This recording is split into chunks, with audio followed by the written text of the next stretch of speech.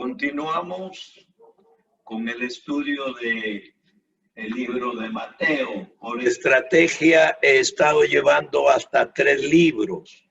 Mateo, Hechos, Gálatas y ahora hemos entrado en Efesios. Y un poquito confuso, según mis asesores. Bueno, vamos a tomar Mateo hasta terminar. Y luego seguimos Hechos hasta el terminar. Eso no quiere decir que haya una repetición cansada, no, porque cada libro es dinámico y los temas que se tocan son diametralmente diferentes el uno al otro. Cada noche que lo tomamos, no, la Biblia tiene tópicos pero muy puntuales y diferentes uno del otro. Así que vamos a tomar el capítulo 16 que estamos meditando y esta vez 16, 21, 28. Jesús anuncia su muerte. Jesús anuncia su muerte. Dice el 21, desde entonces comenzó Jesús a declarar a sus discípulos que le era necesario ir a Jerusalén y padecer mucho de los ancianos, de los principales sacerdotes y de los escribas, y ser muerto y resucitar al tercer día. Entonces Pedro, tomándolo aparte, comenzó a reconvenirle diciendo: Señor, ten compasión de ti, en ninguna manera esto te acontezca. Pero él volviéndose dijo a Pedro: quítate delante de mí, Satanás, me eres tropiezo, porque no pone la mira en las cosas de Dios, sino en la de los hombres.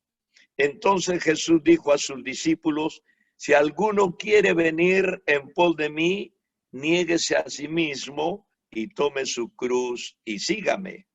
Porque todo el que quiera salvar su vida, la perderá. Y todo el que pierda su vida por causa de mí, la hallará. Porque ¿qué aprovechará el hombre si ganare todo el mundo y perdiere su alma? ¿O qué recompensa dará el hombre por su alma? Porque el Hijo del Hombre vendrá en la gloria de su Padre con sus ángeles, y entonces pagará a cada uno conforme a sus obras. De cierto os digo que hay algunos de los que están aquí que no gustarán la muerte hasta que hayan visto al Hijo del Hombre viniendo en su reino. Gloria al Señor. La palabra de Dios entonces en Mateo del capítulo 16 del 21 al 28. Jesús anuncia su muerte. En esta ocasión, Jesús anuncia por primera vez su muerte y resurrección. Y reprende a Pedro por su oposición, que era el resultado de la falta de discernimiento espiritual. Pedro se opone porque según Jesús, y también lo comentarita y nosotros, le faltaba discernimiento espiritual. Y Jesús pronuncia las condiciones a sus discípulos que querían o debían seguirle.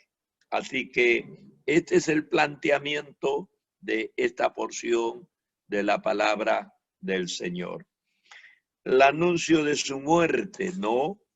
Ahora que los discípulos sabían, ¿qué sabían los discípulos? Que Jesús era el Mesías. En el mensaje anterior, la confesión de Pedro fue: tú eres el Hijo del Dios viviente, tú eres el Cristo, o sea, el ungido, el Mesías. Entonces ellos habían recibido de primera mano la revelación de Dios directamente desde el cielo. Así que ellos ahora saben que Jesús es el Mesías, el Hijo del Dios viviente. Entonces, estaban listos, debían estar listos para oír su primera predicción directa de su muerte y su resurrección. Tal vez en fechas anteriores no habrían podido entender, pero después de esta revelación espiritual de Dios directamente al corazón de Pedro, era posible que esta revelación los haya preparado para soportar y entender, o entender y soportar el mensaje de su muerte. Sinceramente, hay muchas personas que no entienden la muerte del Señor, lo ven o lo han visto innecesaria. Y algunos inclusive me han dicho, pero si Dios, que para Él no hay nada imposible, Él podría haber buscado de otra manera la redención del hombre. Inclusive el Papa se atrevió a decir que la cruz de Cristo es el error más grande de Dios. Bueno, los que hemos recibido la revelación del Cristo de la gloria en nuestros corazones, no podemos llegar a tan terrible confusión. Así que de manera que el Señor comunicó las buenas nuevas a corazones totalmente preparados. Gloria al Señor. Que Jesús debía ir a Jerusalén, debía padecer mucho de parte de los líderes religiosos. Ya lo ha dicho, los principales, los sacerdotes, los escribas, todos los que tienen que ver con la religión, con la fe, con el Dios de la antigüedad, con el Dios de la Biblia, son los que se levantaron contra Cristo, ¿no? Entonces, estos líderes religiosos, por ellos debía ser muerto y resucitar al tercer día. La noticia de su muerte en realidad habría sido suficiente para terminar con cualquier pretensión de algún movimiento social humano. ¿Por qué? Alguien ha dicho que la prueba más grande que tiene el líder es después de su muerte. Mientras él está vivo es un símbolo presente, pero cuando él muere, parece que la imagen de este símbolo se diluye y toda organización humana deja de tener vigencia porque ya no hay quien la represente, el líder. Así que el anuncio de la muerte de Jesús podría haber sido el anuncio del final del cristianismo. Sin embargo, todos sabemos que no fue así, de ninguna manera. Por el contrario, la muerte de Cristo fue el fundamento de la fe de la futura iglesia que el Señor había fundado.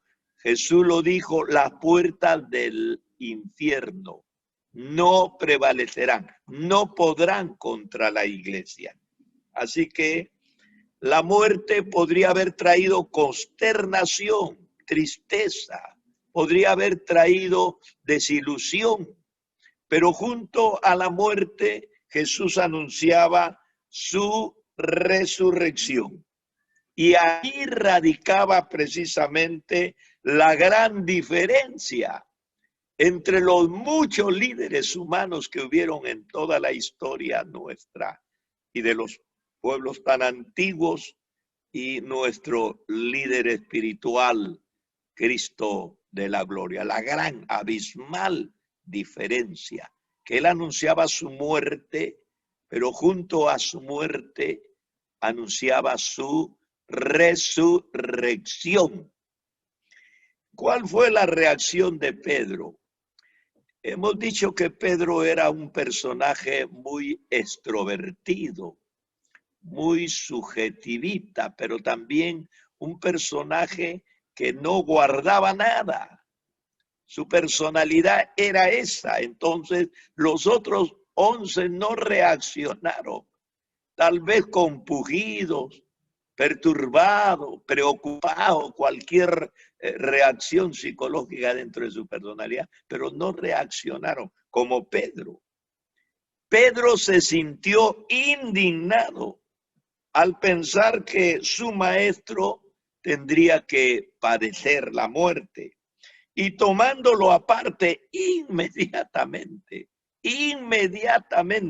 tomándolo aparte, protestó delante del Señor. ¿Qué le dijo? Señor, no lo permita. Dios, no se permita que ninguna manera esto le suceda. De ninguna manera. O sea, Pedro se opuso a la muerte del Señor. Parece que la reacción era muy humana. Y bueno, si lo habría dicho a otro tipo de líder, eso habría sido una expresión empática y digna de elogiar, de encomiar. Pero Jesús no se sintió así. Por el contrario, la respuesta de Jesús le trajo una fuerte reprensión. Entonces Jesús de ninguna manera estaba de acuerdo, de ninguna manera. Jesús, el Salvador, nuestro Salvador, había venido al mundo con una sola misión, y la misión era de morir para salvar a los pecadores, al mundo entero. Entonces todo aquello o todos aquellos que obstaculizaran este propósito estaban fuera de la voluntad de Dios. De modo que le dijo a Pedro, quítate delante de mí, Satanás. Me eres tropiezo, porque tus sentimientos no son los de Dios, tus sentimientos son los de los hombres. Estás poniendo la mira no en las cosas de Dios, sino en las cosas de los hombres. Al llamar Jesús Satanás a Pedro, no quería decir que Pedro estuviese poseído por un demonio o tal vez controlado por el mismo Satanás. Sencillamente quería decir que las acciones y palabras de Pedro eran las que podrían esperarse del adversario. Ustedes recuerdan que el diablo, cuando Jesús se bautizó y llevado por el Espíritu al desierto, en ese final de su ayuno, el diablo lo tentó precisamente. Y aquí está tratando también de oponerse. Al protestar contra el Calvario, Pedro venía a ser en realidad un estorbo para el Señor. Y cualquier persona que se oponga a la crucifixión de Cristo, pues siempre será un tropiezo para él. Cuando la cruz aparece en el camino delante de nosotros, hay que ser sinceros. Una voz en nuestro interior nos dice que Dios nos libre, que Dios nos salve, que Dios no lo quiera. Nadie aceptaría de buena gana la imposición de la cruz en nuestras vidas. Es el lado humano de oponernos. Hay que reconocerlo y serlo sincero. O bien las voces de nuestros queridos familiares o las personas que más nos aman tratarían de apartarnos del camino de la obediencia. Como alguien dijo, es mejor cobarde vivo que muerto valiente. Y a la gente como que no le suena tan lindo eso de llegar a ser mártir por nuestra fe.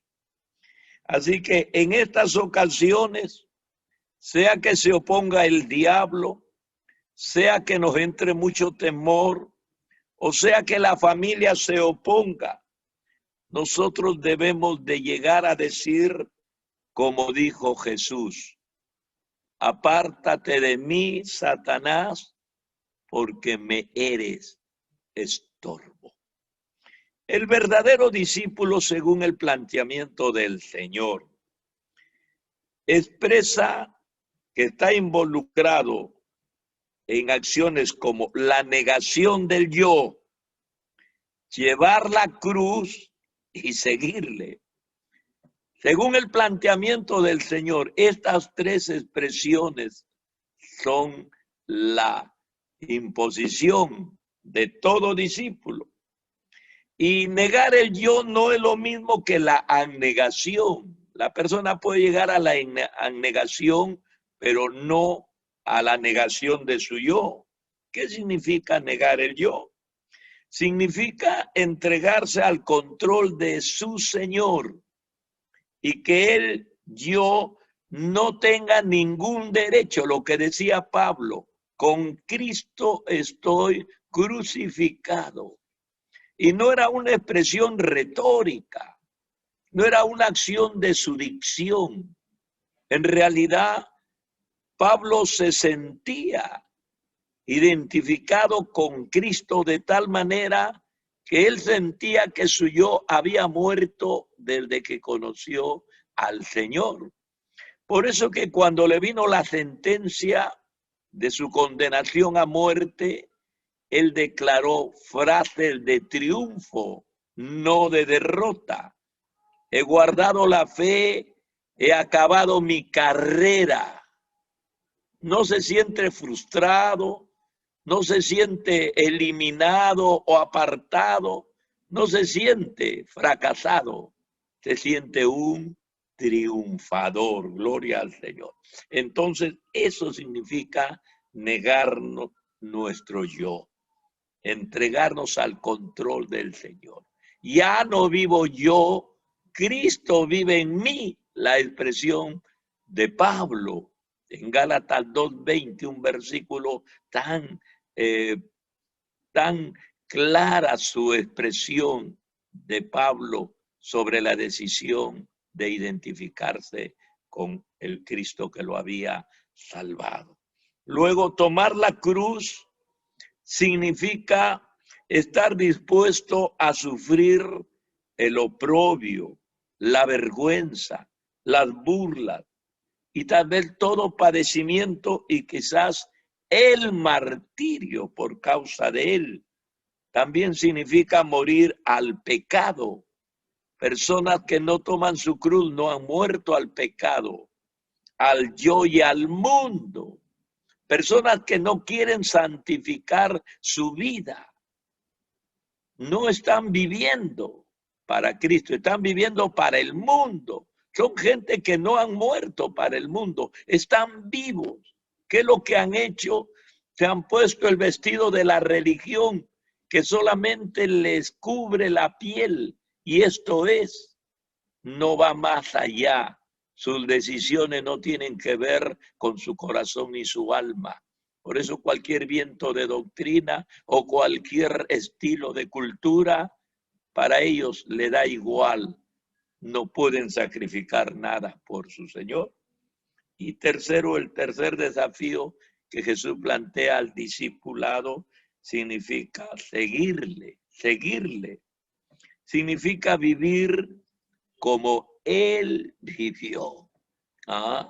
Eso significa, estoy siguiendo al Maestro, estoy siguiendo sus pasos, estoy siguiendo por el camino, estoy siguiendo sus normas de vida, estoy siguiendo sus mandatos. Si Él se queda allí, ahí estoy yo. Si Él camina, yo lo sigo. Si Él predica, bueno, yo predico también. Ese es seguir al Señor, con todo lo que ello implica, no solamente en la acción, sino también en la condición de la persona, comenzando por la humildad, por la pobreza, la compasión, el amor, la gracia y toda virtud piadosa. Estamos siguiendo al Señor. Por eso es que ese cristianismo extravagante, rimbombante, de colores destellantes, de gritos y algarabías solamente, no encuadra con el cristianismo que se fundó. Es un cristianismo un poco ayornado, modernizado, que se alejó del altar, del sacrificio, que se alejó de su Señor. Ojalá que me entiendan y no me critiquen negativamente. Estoy tratando de acercarme a la palabra, a la Biblia. Ahora, si nosotros ensayamos un esnovismo, si ensayamos un paradigma de los que se están viviendo, pues esa es otra cosa. Pero tenemos que retornar a la palabra. Si queremos encarnar al Cristo de la gloria y vivir la salvación y esperar en sus promesas, tenemos que volver al Cristo que nos salvó. Miren los obstáculos del discípulo. No es fácil. Yo sé que no es fácil. El Señor contempla aquí dos obstáculos para el discipulado. Usted va a querer, pero no va a poder, a menos que venzan los obstáculos que se le presenten en el camino de su llamamiento. El primero, la tentación natural de salvarse a uno mismo de todas las incomodidades que produce el cristianismo. Vamos a ayunar, no, porque estoy debilitado, porque estoy enfermo. Eso va contra la salud. Eso es una situación psicológica. Eso es una situación de ensimismarse en uno mismo. Bueno, es natural. Es natural. Los dolores, el cristiano no debe sufrir. Cristo debe quitarme todos los dolores. No me debo sentir solo. O no me debo sentir tal vez que estoy perdiendo muchas cosas materiales, diversiones de la vida. Eso es posible. El primer obstáculo, la persona trata de cambiar, la persona trata de ser diferente, siente el llamado del Señor, siente que el Espíritu lo constriñe a la obediencia, pero aún en la misma congregación hay personas que son insensibles a las cosas espirituales y lo consideran como demasiado subjetivismo, como demasiada ortodoxia dentro de nuestra fe. A mí me lo han dicho, directamente me lo han dicho, y algunos hasta me han compadecido. Gracias a Dios que sobre mis hombros he tenido cabeza y dentro de mi cabeza he tenido cerebro, gracias a Dios. No tan ilustrado ni tan instruido, pero sí me funcionó. Y cuando yo tenía estos enfrentamientos, como tenía un conocimiento corto, así que no necesitaba viajar por los vericuetos del conocimiento, o el bagaje o la facundia. Lo único que hacía acercarme a la palabra y me era suficiente para sentirme confortado. Bueno, Jesús advirtió que aquellos que se aferran a sus vidas, sus propósitos egoístas, nunca encontrarán su perfecta realización. Sin embargo, los que le abandonan sus vidas a Él sin ninguna prudencia.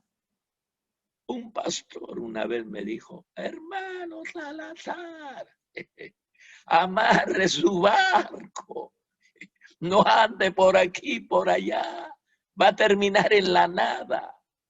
Bueno, yo he leído La nave y la náusea de este filósofo existencialista, pero no se igualaba en nada mis pretensiones de querer servir al Señor, gracias a Dios.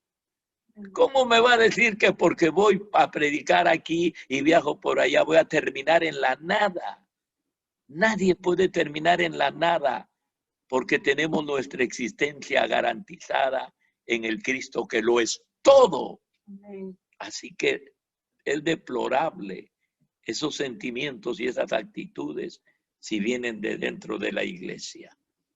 Así que no podemos nosotros vivir contando el costo. No.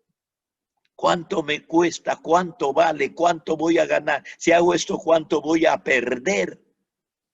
Eso es lo primero que sirve como obstáculo a muchas personas. A muchas personas. Me lo han dicho a mí, como predicador, poco rentado, no teniendo lo que otros tienen. Bueno, hermano, nunca he hecho competencia de tener algo. Yo he vivido abundantemente, gracias al Señor. En toda mi pobreza nunca me ha faltado nada, mi familia lo sabe. He vivido, he estado en lo mejor, en lo más grande. Dios me ha dado cuando ha querido darme, y bueno, cuando no, no me he sentido mal. Si he estado en una casa muy sencilla, me he sentido bien. En un hotel de lujo, me he sentido bien. Como en la casa tan sencilla no voy a vivir, ni en el hotel de lujo voy a vivir. Y yo vivo en la realidad de Dios. Y esa es la que puede llenar nuestras expectativas. Así que lo primero, pues, esto, la tentación natural de salvarse a uno mismo. Y lo segundo, de enriquecerse. Jesús dijo, supongamos que un hombre llegase a tener tanto éxito en sus negocios que pudiese poseer todo el mundo. Ajá. Es el planteamiento del Señor. Una suposición. ¿De qué vale ganar todo el oro del mundo? ¿De qué vale? Ahí el Señor contó una parábola de un necio, y la palabra necio es un poco ofensiva para algunos. En los labios del Señor no es sino una expresión de realidad al comportamiento absurdo de muchas personas. Este hombre necio trabajó y trabajó, que no es malo. El trabajo no es malo. Nadie ha dicho que el trabajo sea malo. Pero este hombre solo trabajó. ¿Y cuál era su propósito? Almacenar y tener, almacenar y tener. Bueno, lo llegó a conseguir. Y cuando él creía que tenía lo suficiente, entonces ahora sí le dijo, alma, ya está satisfecha. Come, bebe, diviértete, porque tienes para larga vida. Pero en esa noche vino la voz de la vida. Necio, le dijo Dios, esta noche vienen a pedir tu alma y todo lo que has ganado, ¿de quién será? Yo tenía un amigo que era pastor y no pastoreaba, pero todo el tiempo estudiaba y tenía su oficina llena de títulos académicos. Y un día le pregunto, ¿y para qué estudias tanto? Ah, me dice, mira, cuando yo llegué a mi vejez y a una edad muy madura, entonces ya he estudiado tanto y me voy a dedicar solamente a cosechar mi conocimiento y a enseñar, a transmitirlo. Una buena y sabia decisión. Pero este hombre no llegó a vivir ni a los 50 años, se murió. Yo estando conversando con su hijo, en su oficina de su padre, y miraba todo, le conté a su hijo lo que su padre me dijo un día. Se puso triste, me dijo, papá pensaba así, pero no lo consiguió. La vida es de Dios. Debemos disfrutar, no solamente en abundancia para que venga a hacernos felices, sino en el servicio del Señor para hacer felices a muchos perdidos que sean salvados por la gracia de Dios. Así que, ¿de qué le servirá al hombre ganar todo el dinero? ¿De qué le servirá y luego morir? Un hombre muy rico, antes de morir en su agonía, dijo, yo quiero que hagan una cosa, pero háganlo. En mi cajón hagan 2 huecos para sacar los brazos. Y vayan, cuando me vayan a enterrar, dejen que mis brazos y mis manos queden en el aire. Sus hijos le dijeron, ¿y para qué, papá? Para que la gente sepa que no llevo nada. Que todo lo que conseguí con tanto esfuerzo se quedó aquí. ¿Cuánta gente ha muerto y está muriendo? El esfuerzo que hicieron no fue malo. Pero si ellos pensaron llenar su vacío existencial por la ausencia de la negación a Dios, de la negación al yo, fracasaron. El hombre está aquí para un negocio mucho más grande que conseguir dinero. Está llamado a representar los intereses del Señor. Así que si pierde esto, lo ha perdido todo. El Señor recuerda a los suyos la gloria que sigue al padecimiento. Señala adelante a su segunda venida, cuando Él vuelva a la tierra con sus ángeles en gloria de su Padre. Entonces dice, pagará a cada uno que haya vivido para Él. Ese pago, esa ganancia que se obtenga al final de la vida, ya no de parte de nosotros que hayamos alcanzado a amasar fortuna, sino de parte de Dios. ¿Sabe qué? Eso será eterno. Ahí sí hay garantía. Eso será eterno, lo dice la palabra de Dios. La única manera de vivir una vida llena de éxito, entonces, es proyectarse hacia aquel tiempo glorioso. Decidir qué es lo que será realmente importante, entonces, y entregarse a aquello con toda nuestra fuerza. Jesús hace una incomprensible afirmación. Con esto termino. Gracias al Señor. Jesús dijo que había algunos de los que estaban ahí con él que no gustarían la muerte hasta que lo hubieran visto venir en su reino. Los discípulos, por muy cerca que estuvieron de Jesús, guardaban reservas, y en esas reservas guardaban ciertas dudas. Había dubitación en las mentes y en los corazones de los discípulos. En algún momento no entendían. Jesús les dijo que no iban a morir todos, algunos estarían aquí. El problema naturalmente es que estos discípulos han muerto, pero Cristo ha venido en poder, Cristo no ha venido hasta ahora en poder y gloria para establecer su reino. Este problema, sin embargo, si nosotros estudiamos la palabra con un poco de detenimiento, queda resuelto en el capítulo 17, inmediatamente. 17:1 en adelante, y de la transfiguración, el monte de la transfiguración. Entonces, aquí se explica la enigmática declaración del Señor. Estos versículos describen el incidente del monte de la transfiguración. Ahí Pedro, Jacobo y Juan vieron a Cristo transfigurado. Jesús estaba hablando de eso. Tuvieron en realidad el privilegio de tener una visión anticipada de Cristo en la gloria y en su reino. Estamos justificados al contemplar la transfiguración de Cristo como imagen anticipada de su reino venidero. Pedro lo describe, este acontecimiento, el poder y la venida de nuestro Señor Jesucristo. Juan también se refiere a esta experiencia cuando dice, vimos su gloria, gloria como del unigénito del Padre. Pedro nunca olvidó lo que vio en el monte de la transfiguración, y Juan nunca olvidó. Vimos su gloria, dice, como la gloria del único Hijo del Padre. Así que la primera venida de Cristo fue en humillación, su segunda será en gloria. Ellos vieron la gloria del Padre en la transfiguración con el Hijo. Gloria sea al Señor. Bien, hemos terminado este pasaje cuando Jesús anuncia su muerte y mueve la fe y las personalidades de sus discípulos. Se cuenta de un famoso predicador. Estaba predicando un mensaje tremendo. Lo escuchaban ricos y famosos que había entre la gente de esta iglesia.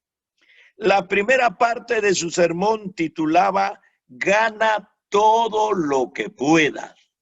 Qué lindo. La segunda parte se titulaba Ahorra todo lo que puedas.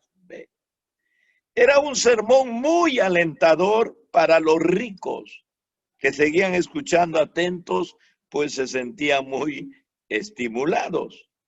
Pero la última división de su sermón decía, da a Dios todo lo que puedas. Uno de estos hombres ricos, al escuchar esta parte última del sermón, entonces comentó, es una lástima, dijo, que se arruinara un sermón tan interesante. Gana todo lo que pueda, ahorra todo lo que pueda, pero da a Dios también todo lo que pueda. No le gustó. Así son algunos cristianos, quieren ganarlo todo para sí, pero no están dispuestos a dar su vida para el Señor. Jesús dijo, porque ¿qué aprovechará el hombre si ganare todo el mundo y perdiere su alma? ¿O qué recompensa dará el hombre por su alma? Jesús anunció su muerte en medio de una gran consternación.